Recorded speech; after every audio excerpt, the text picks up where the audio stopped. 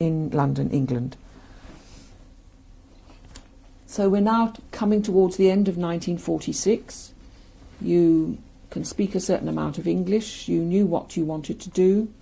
How were you helped or not to do that?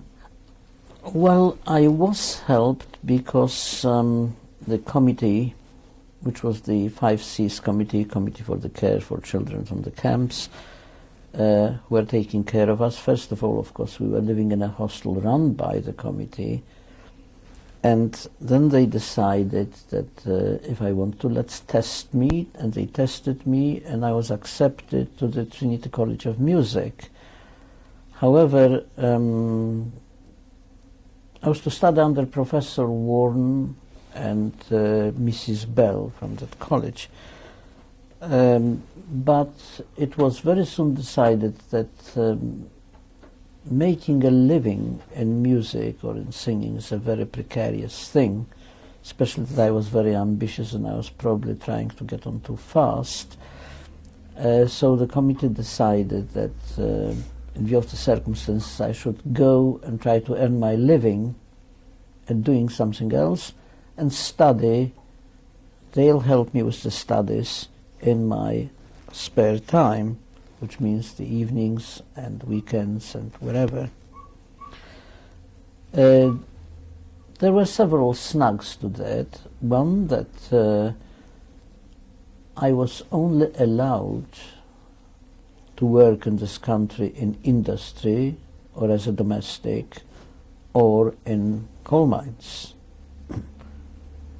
None of them really appealed to me, but eventually I settled for some work in optical industry, and I was engaged in manufacturing spectacle frames and grinding lenses. And I was studying in my spare time, of course. That was pretty hard, especially that at one point I was actually sacked from my job by singing.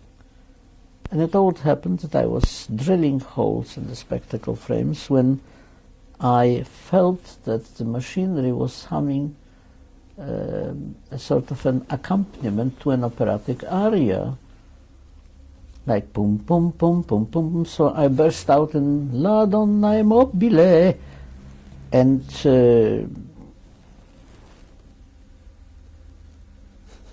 no sooner have I sung the first verse when I had a tap on my shoulder and the manager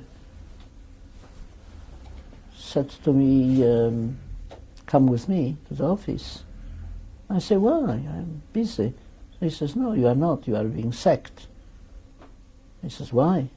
He says, because you are singing. And I say, but I didn't stop working. He says, no, but everybody else did. And I turned around and saw them all standing in a corner, you know, in a semicircle, absolutely agape, watching me, you know. And I got so annoyed by that attitude, and obviously I said to myself, another anti-Semite or whatever. And I said to myself, to hell with your job. And off I went, collected my money, and left. Since that I decided that maybe if I could get a better job I should try. But I just couldn't get a job, and my funds were running pretty low. At that time we used to have not the 45-8 Society but a Primrose Club, and quite a few local people used to come to give us their support. And one of these men was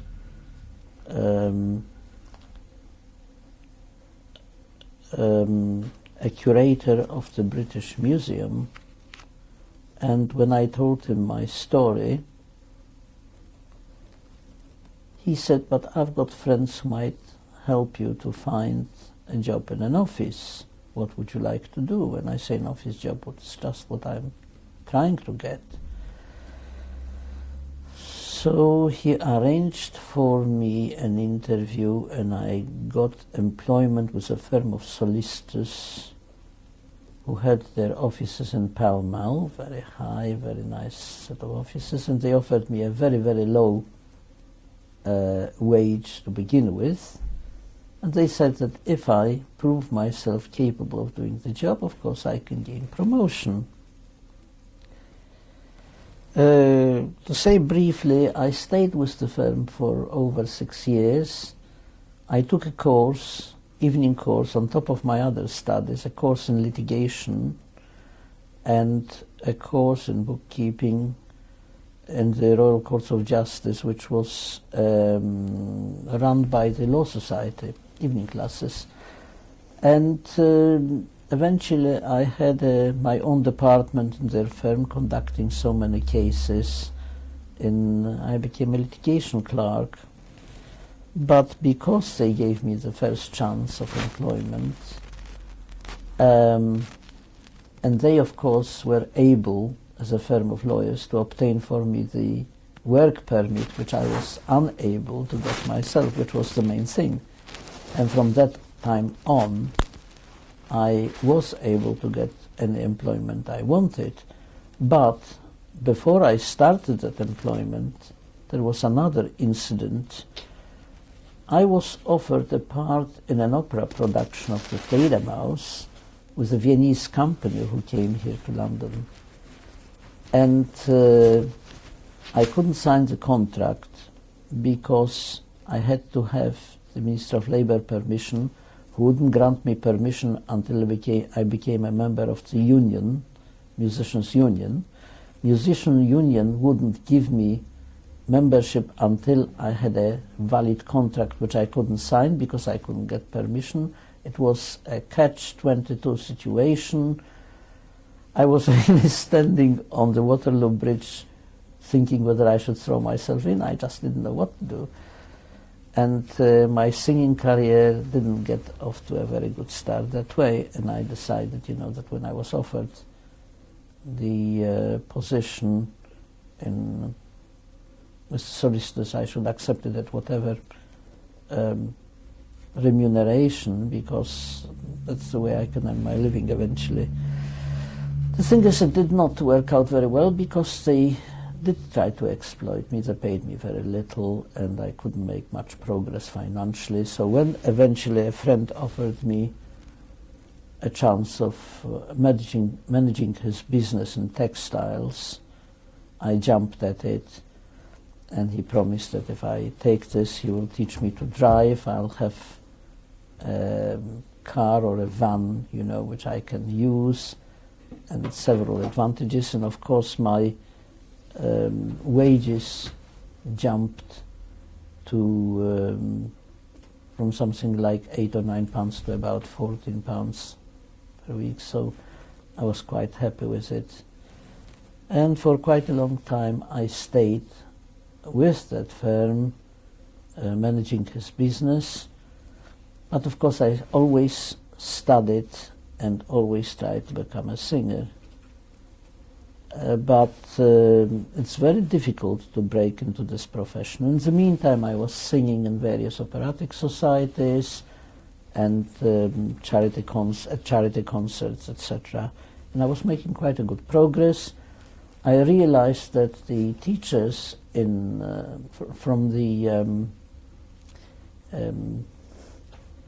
Trinity College could not really finish my tuition to the best effect, and I looked for other teachers. Eventually I found a Spanish teacher, Eduardo Asquez, who really taught me how to sing top notes and top melodies. And then I had other teachers, Italian, Spanish, and also teachers who taught me stage presence, etc. And it wasn't till after I got married, really, that I got a chance of becoming fully professional.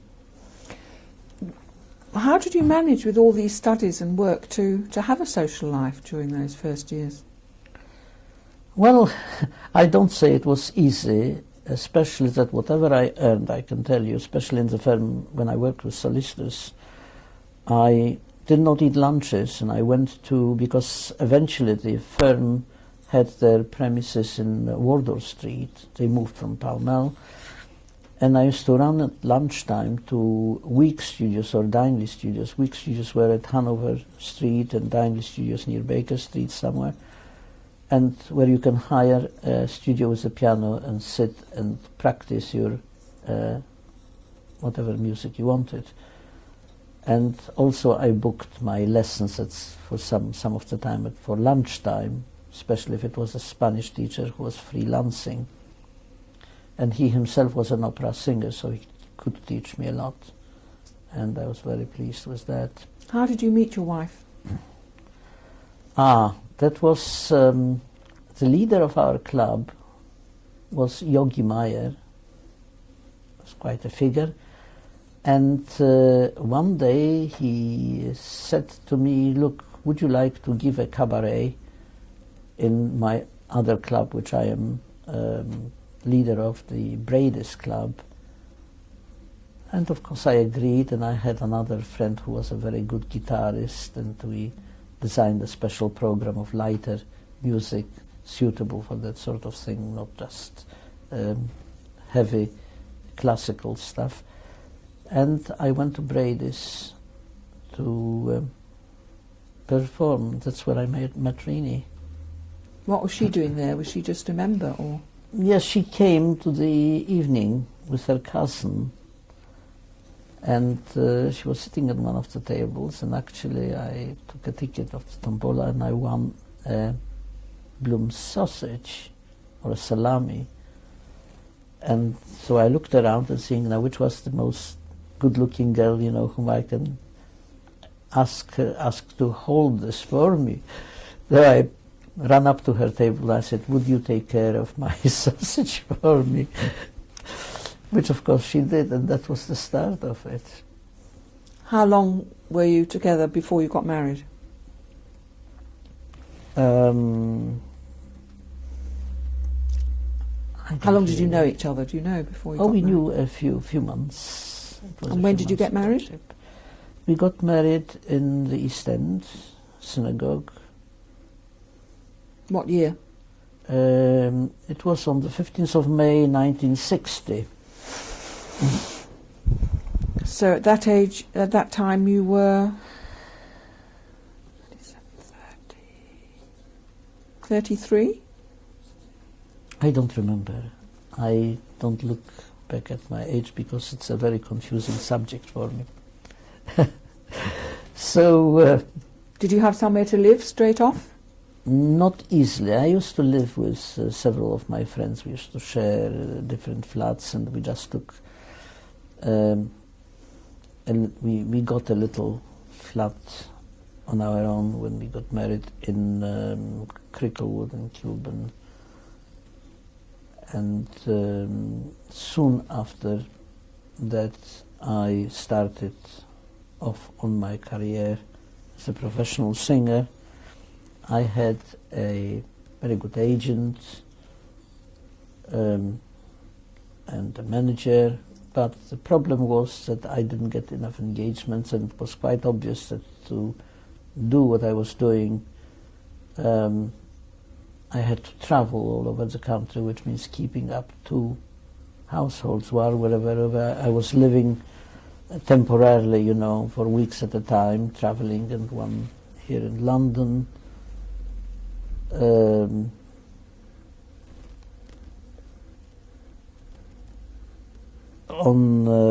In March '61 my daughter was born, so I had a baby, and I had to take care of that, and traveling was not very conducive to you know, married life like that with a baby. And so I carried on for about 2 or 3 years, but there were fewer and fewer engagements, because it was at that time, you see, I was more on the ballads and classical side of the business, and eventually the Beatles came in at that time, and things started rolling a different way. and there was not so much interest in what I call good singing. So my jobs got fewer and further between, so I had to take additional employment, and I went back to textiles, where I had already made some inroads. I knew, where to go and how to get. So for a time I was managing a business in textiles. Eventually my friend, who got too greedy and tried to expand too fast, went bankrupt, and I was left with nothing, and I started trading on my own bat, which was very, very difficult, and I was not wise enough to register a limited company, so I traded in my own name. And for about, again, 2 or 3 years I was doing quite well, but then things started going wrong, and I was defrauded by too many people who went bankrupt themselves. And I had to give this one up, and I had various employments since. But I was still continuing singing, but on a part-time basis. Also, since about 1958 or so, I became interested in singing in synagogues and in choirs. And from one to the other, I was singing in most of the great synagogues in London eventually. And eventually today I am the choir master in our local synagogue. I compose music, I teach them and rehearse them. When was your second child born? Victor was born oh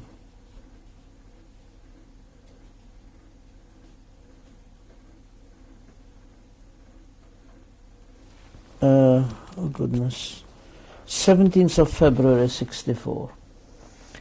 And what are they doing now, your children? My daughter is an editor in a book publishing company. She had a university education plus some postgraduate diplomas in publishing. My son got as far as PhD in artificial intelligence, and he's working as a research scientist, the leader of his research team in one of the big firms. And are either of your children married? Angela is married, but she lives in the United States, which is pretty far away from us, and she has got 2 children. Joseph, who was born 25th of June in 94, and Olivia, who is just about 10 months old. Is she still working, or she's a housewife? Yes, she is working, and her husband is actually an American, obviously. Is a teacher. Where did in they secondary meet? School. Where did they meet? They met in Eilat on her sabbatical, or whatever you want to call it. Angela went to on a scientific dig to Israel, and after that she wanted to spend a little bit of time, on the beach somewhere nice, so she went to Eilat, and that's where they met. And what does her husband do? As I say, he's a teacher. Oh, sorry, yes, you did. And your son, is he married? No. How often are you able to visit the States and see your daughter and your grandchildren? Well, we try to at least once annually, but it's a great expense, of course, and it's not always easy as things go along, but we keep in touch, whether by telephone or email, and of course my son visits us, or we visit him much more frequently. How would you say that your experiences have affected your faith?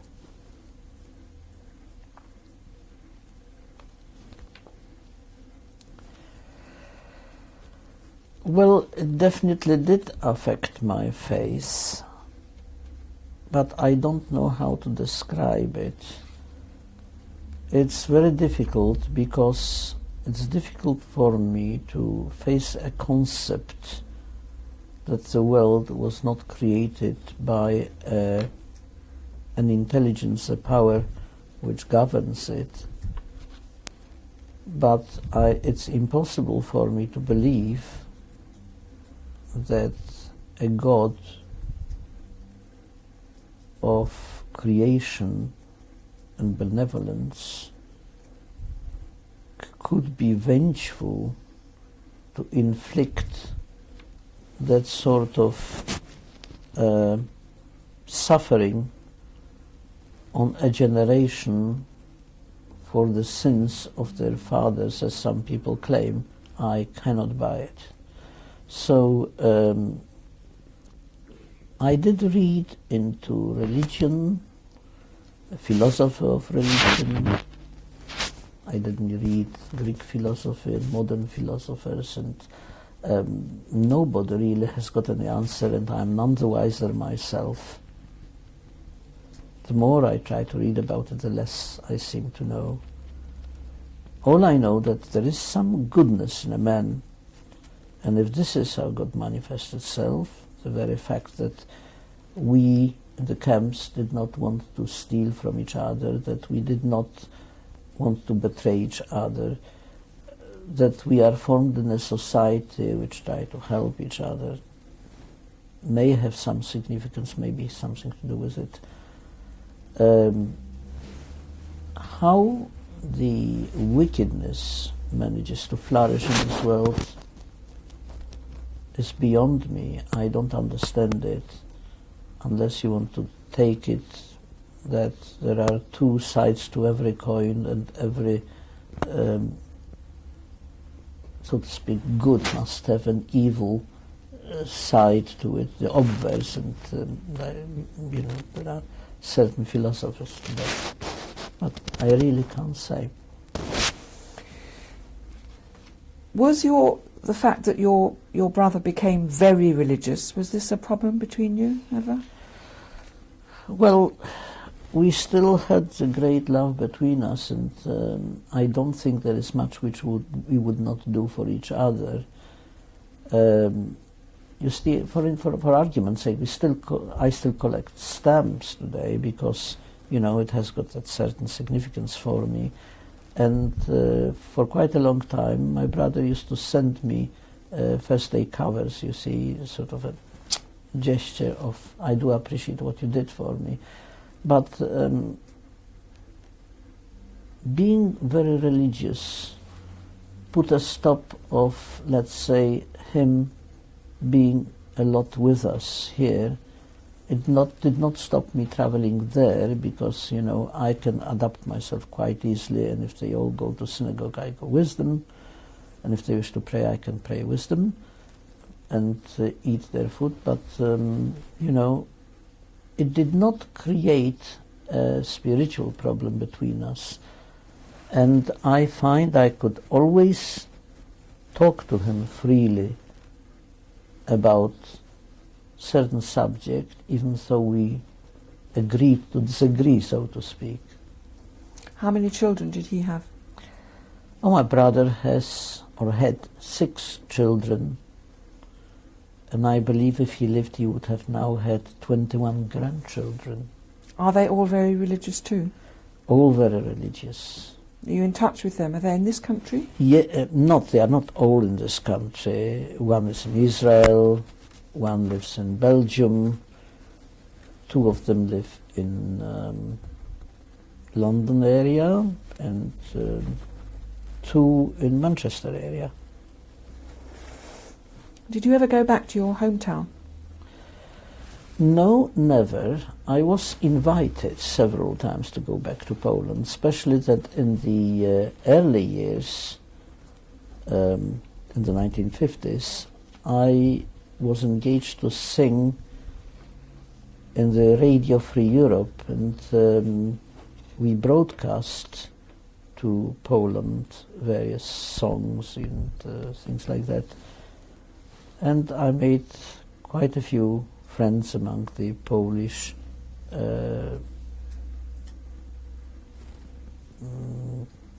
refugees who live here, you know, the Polonia, as they call themselves. The non-Jewish Poles? Oh, non-Jewish Poles, yes. One of them was General Anders. Among others, I met him. We were quite friendly, drinking vodka in the Polish club. But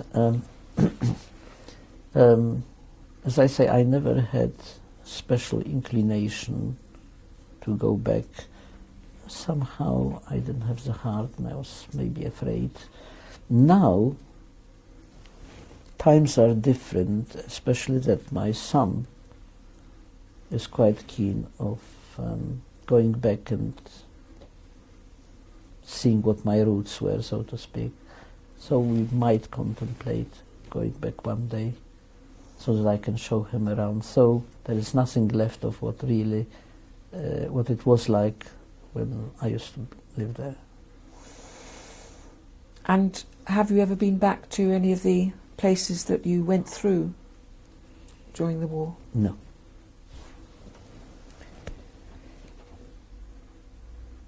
How much have you talked about your experiences to your children? I tried to avoid the subject until they were adult enough to ask me about it. I thought I spared them the trauma. I was afraid of burdening them with that. But apparently I did not succeed, because at a certain time my daughter turned to me and says, "But Daddy, didn't you think that we really knew, that we felt it, that we understood it?" So I don't know whether I did right or wrong. But when they asked about it, of course, I came out with a full story. And had you talked about it with your wife? No, we don't especially dwell on the subject. I sometimes come out, you know, with various snatches of, you know, that's how it was here and that's how it was there. But I wouldn't sit down like now for hours and talk about my experiences. We come to the end of this tape now.